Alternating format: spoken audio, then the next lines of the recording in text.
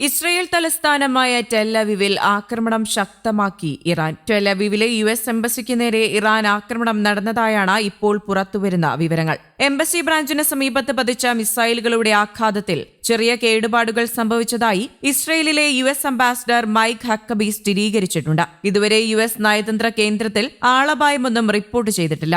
June 13 തിരിച്ചടി ആരംഭിച്ചതോടെ tell-Aviv, Haifa എന്നിവ ഉൾപ്പെടെയുള്ള ഇസ്രയേലി നഗരങ്ങളെ ലക്ഷ്യമിട്ട് കനത്ത മിസൈൽ ആക്രമണമാണ് ഇറാൻ നടത്തിക്കൊണ്ടിരിക്കുന്നത്. കഴിഞ്ഞ 3 ദിവസമായി ഇസ്രയേൽ ഇറാനിൽ നടത്തിയ ആക്രമണത്തിൽ കൊല്ലപ്പെട്ടത് 224 പേരെന്നാണ് നിലവിലെ റിപ്പോർട്ടുകൾ. 1277 പേരെ ആശുപത്രിയിൽ പ്രവേശിപ്പിച്ചതായും റിപ്പോർട്ടുകളുണ്ട്. കൊല്ലപ്പെട്ടവരിൽ 90%-ലധികവും സാധാരണക്കാരാണെന്ന് ഇറാൻ ആരോഗ്യ മന്ത്രാലയം വ്യക്തമാക്കി. അതേസമയം ഇറാന്റെ മിസൈൽ ആക്രമണത്തിന്റെ തിക്തഫലം തെഹ്റാനിലെ സാധാരണക്കാരായ ജനങ്ങൾ അനുഭവിക്കുമെന്ന് ഭീഷണിപ്പെടുത്തിയിരിക്കുകയാണ് ഇസ്രയേൽ. ഇറാന്റെ പരമോന്നത നേതാവ് ആയത്തുള്ള അലി ഖമേനിയെ ധിക്കാരിയായ ഏകാധിപതിയെന്നാണ് ഇസ്രയേൽ വിശേഷിപ്പിച്ചത്. തെഹ്റാനിലെ ധിക്കാരിയായ ഏകാധിപതിയും ഭീരുവുമായ കൊലപാതകി ഇസ്രയേലിലെ സാധാരണക്കാരുടെ വീടുകളെ ആക്രമിച്ചുകൊണ്ടിരിക്കുകയാണ്. തെഹ്റാനിലെ ജനങ്ങൾ ഇതിനുള്ള വില നൽകേണ്ടി വരുമെന്ന് ഇസ്രയേൽ പ്രതിരോധ മന്ത്രി ഇസ്രയേൽ കാറ്റ്സ് പറഞ്ഞു. ദീർഘകാലമായി നിലനിൽക്കുന്ന മിഡിൽ ഈസ്റ്റ് സംഘർഷത്തിന് ആക്കം കൂട്ടുന്നതാണ് ഈ ഭീഷണി. ഇറാൻ ഇസ്രയേൽ സംഘർഷം കൂടുതൽ സംഘർഷത്തിലേക്ക് നീങ്ങുന്നതായി റിപ്പോർട്ടുകൾ സൂചിപ്പിക്കുകയാണ്.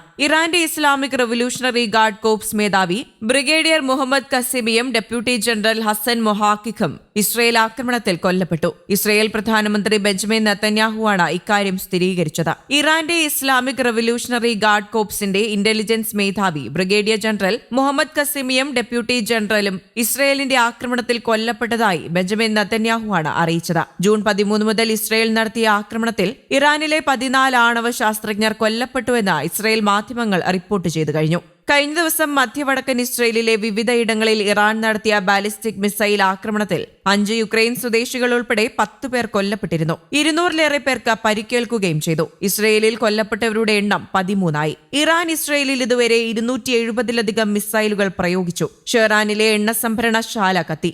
ഇസ്രയേലിൽ ഗൗതം അദാനിയുടെ ഉടമസ്ഥതയിലുള്ള ഹൈഫ തുറമുഖത്തിന് നേരെയും ഇറാന്റെ മിസൈൽ ആക്രമണം നടന്നുവെന്നും റിപ്പോർട്ടുകളുണ്ട്. ഹൈഫ തുറമുഖത്തെയും സമീപത്തെ എണ്ണ ശുദ്ധീകരണ ശാലകളെയും ലക്ഷ്യമിട്ടായിരുന്നു ഇറാന്റെ ആക്രമണം. തുറമുഖത്തിന്റെ കെമിക്കൽ ടെർമിനലിൽ മിസൈലിന്റെ ചീളുകൾ പതിച്ചെങ്കിലും തുറമുഖം സുരക്ഷിതമാണെന്ന് അദാനി ഗ്രൂപ്പ് അറിയിച്ചു. നാശനഷ്ടമോ ആളപായമോ ഉണ്ടായിട്ടില്ലെന്നും ചരക്കു നീക്കങ്ങൾ സുഗമമായി നടക്കുന്നുണ്ടെന്നും തുറമുഖവുമായി ബന്ധപ്പെട്ട വൃത്തങ്ങൾ അറിയിച്ചു. ഇസ്രയേലിലെ സാധാരണക്കാരെയും സ്ത്രീകളെയും കുട്ടികളെയും കൊലപ്പെടുത്തിയതിന് ഇറാൻ കനത്ത വില നൽകേണ്ടി വരുമെന്നാണ് നെതന്യാഹു മുന്നറിയിപ്പ് നൽകുന്നത്. അതേസമയം ഇസ്രയേലിനെ പിന്തുണയ്ക്കുന്ന അമേരിക്കയുടെ നിലപാടിനെ ഇറാൻ കുറ്റപ്പെടുത്തി. അമേരിക്ക ശത്രുതാപരമായ നിലപാട് തുടർന്നാൽ ഇറാന്റെ പ്രതികരണം കൂടുതൽ കടുത്തതായിരിക്കുമെന്ന് പ്രസിഡന്റ് മസൂദ് പെസഷ്കിയാൻ പറഞ്ഞു.